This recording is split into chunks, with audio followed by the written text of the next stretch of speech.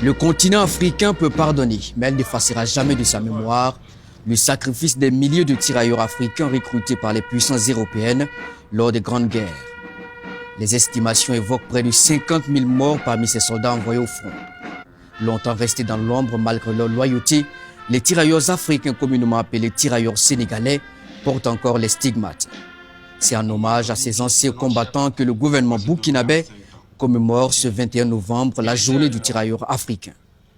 Aujourd'hui, le Burkina Faso s'engage aux côtés des familles et des historiens à restaurer la visibilité, l'honneur et la place qui leur revient dans notre mémoire nationale.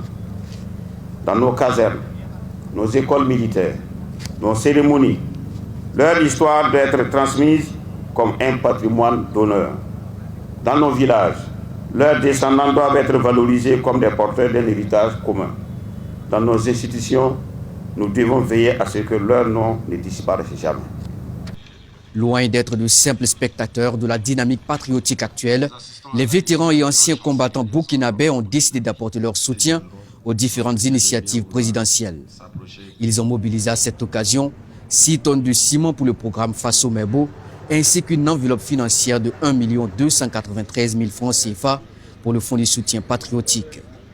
Les anciens qui sont là ont entendu l'appel à contribution patriotique lancé par le chef de l'État, le capitaine Ibrahim Traoré. Aussi, ils n'ont pas voulu être en reste. Nous avons remis hier à Faso Mebo 6 tonnes de ciment. Ainsi se présentent nos différentes participations aux initiatives du président du Faso.